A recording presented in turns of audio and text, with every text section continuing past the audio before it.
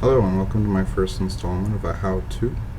Today we will be looking at the Raspberry Pi. Now this is a beautiful piece of hardware and we're going to look at how to set it up and get it running with Raspberry. So first thing, you're going to need an SD card. I got a 32 gigabyte because I figure I need that much space. You probably don't really need that much space, but that's okay. So let's get started. First you're going to put this in your computer and flash an image to it. From here we would like to set up the SD card. So first you're going to go to raspberrypi.org, find the downloads button, which is conveniently located at the top, and download Raspberry Wheezy. I recommend the torrent as it's pretty fast and you'll get it right away. After you get the torrent, extract the zip file to somewhere you want and will know. Go to disk, restore disk image, disk 1, select your image from your Raspberry Pi folder. It will ask you, and then go.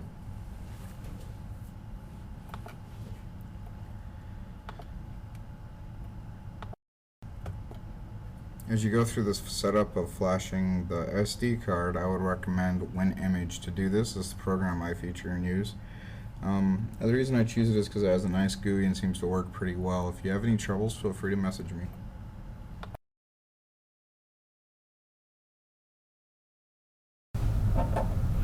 Now that your SD card is set up, you will want to eject your SD card safely, and there it is. So now we have a fully prepared SD card, and you'll just insert that into your Raspberry Pi via the SD card slot. So we'll do that real quick and make sure it's in there tightly, and there we go. So the next step is to connect the other things like HDMI so you can get some video out.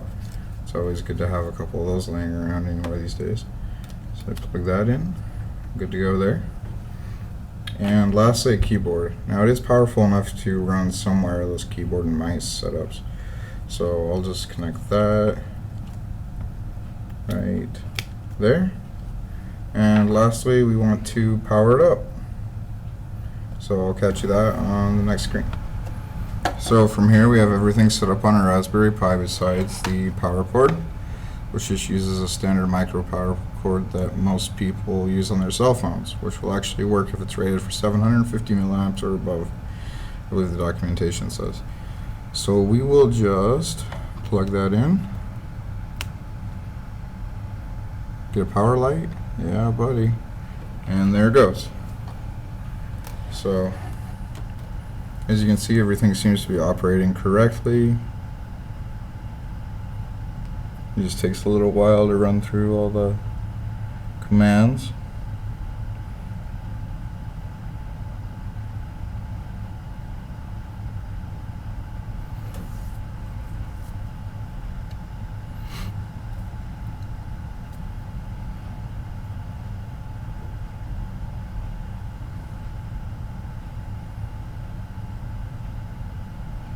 And there we have our Raspi config. So first we're going to want to expand root partitions to fill the SD card. That basically sets up a partition on it, which allows you to have a file system. So we're going to do that. Partition has been resized. File system will enlarge upon next boot. Okay. And you can do a lot of stuff from here, but we're just gonna change location. That's always helpful.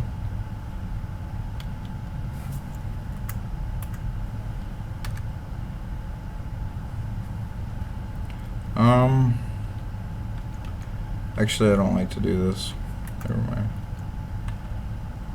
Yeah, there was an error. Whatever. Change time zone's important to change it to your time zone.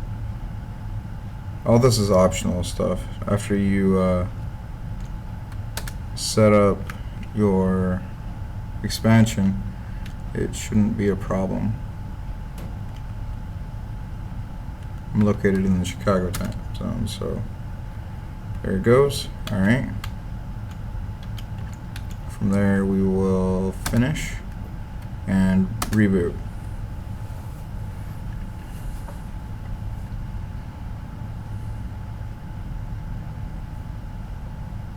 After the reboot, it'll expand onto the SD card, and we should be good to go.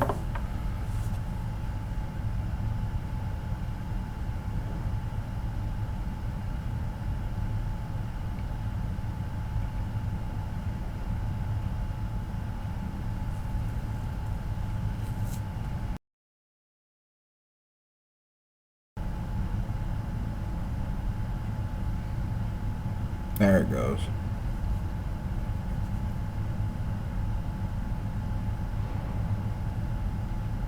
Alright, once you're at your login screen,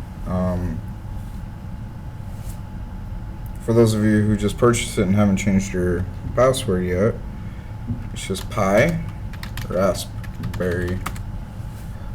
From there you'll log in and you get your basic prompt, and to get to a desktop all you have to do is type in Start X. And give it another minute. And there you have it. From here, the shenanigans begin. You can run Python, all sorts of things. It even runs off of USB Wi-Fi, actually. No additional drivers or anything needed. It worked pretty well for me using this one. I just connected right away. I'm not going to connect it now because I'm on campus and I don't have the MAC address registered with my university, so it'll be useless. But basically everything's up and running now. Let me know if you have questions or comments, and see you in the next post.